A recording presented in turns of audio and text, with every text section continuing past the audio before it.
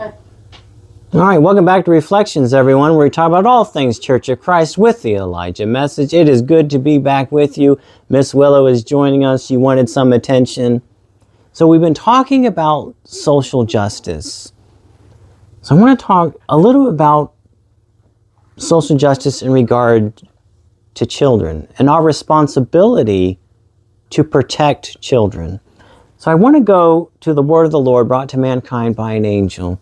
And let's look at message 150. Message 150.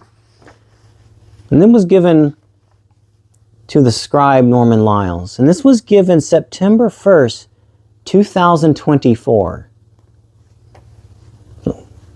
Verse 8. Those who profane and destroy the children in the nation of America shall know the fire of hell.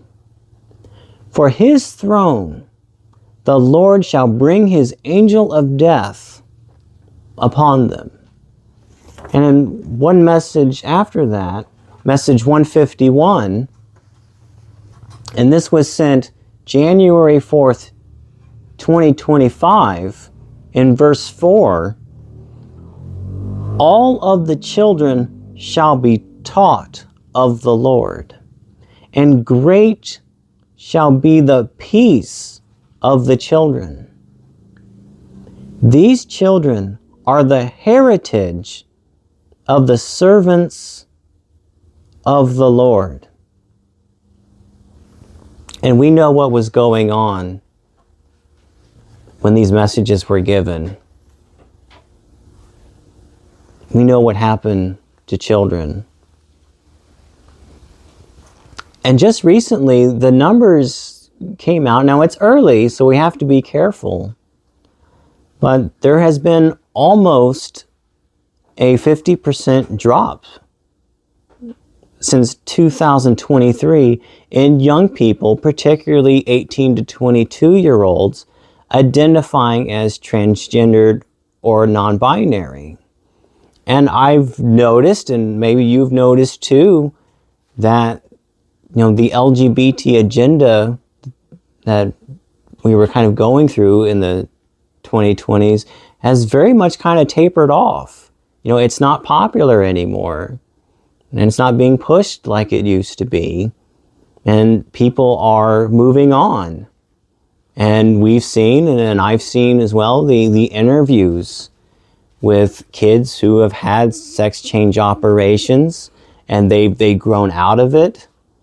And now they're kind of stuck with the repercussions of the choices that were made, of the mutilation of their bodies, even though they don't represent that anymore. There are two genders.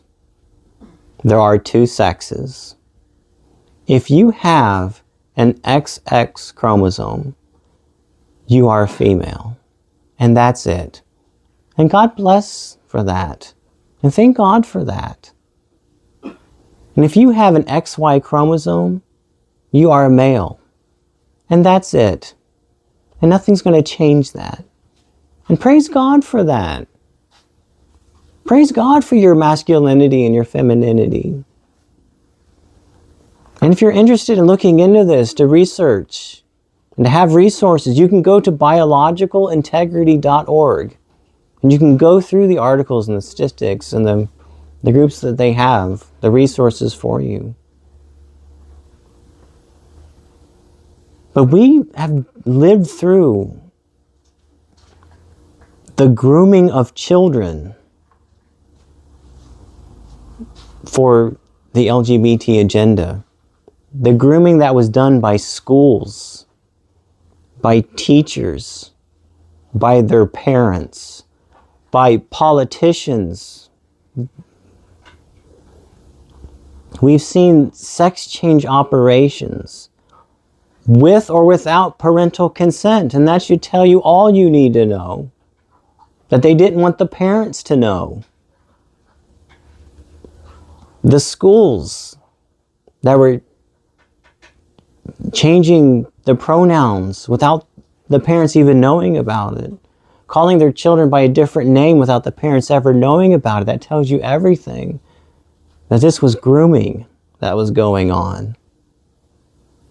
And we've known for a while that transgenderism is a mental health issue way more than it is an orientation. And we lived through drag queens in thongs, reading LGBT books to kindergartners in libraries and schools. It's grooming. And there was a minor push, and I'm thankful, I'm so thankful to God that this didn't take root like it could have. But there was a push for pedophiles to be considered an orientation, a sexual orientation. They wanted to be called MAPs, minor attracted persons. The fact that they even got to that point is really rough.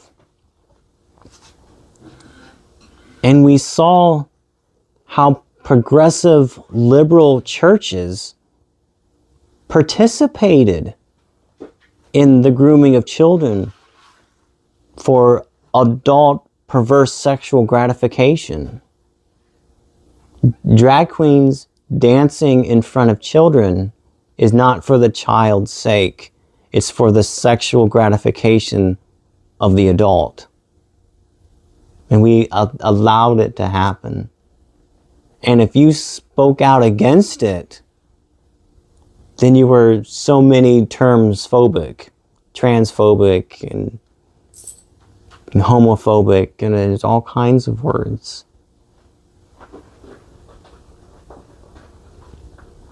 And it's not just that. You know, we witnessed in the Biden administration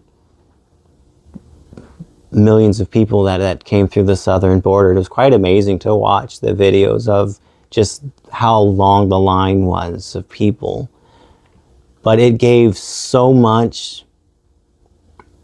It opened up the door so wide for the sex trafficking industry, which boomed. And as the amount of children that are sex trafficked in this country is quite alarming. And we have children who are being abused and neglected and being sold in the slave labor even, which is incredible that this is happening. We have a responsibility to protect children, to protect the heritage of our society, of our culture, of God-centered society, as Message 151 just stated. Heritage of the servants of the Lord. And churches need to stand up. And the Church of Christ with the Elijah Message has stand up. It is in our scriptures. It is in continuous revelation that we say no, grooming of children for perversion is not okay. My brothers and sisters, look into this. Do the work, do the research, and find these things out. And we need to work together to come up with solutions. You know, how do we address this, and what can we do? And the first thing that we can do is recognize that there is an issue. And it saddens me, though, about really the whole LGBT agenda, the movement, is that it really started with gay marriage and an accepting of homosexual behavior. And then we've seen that from there, it just wasn't enough. It's always about what's the next thing. How far can we push this? And in the biblical value sense, it doesn't even go that far. And that's what we need to uphold.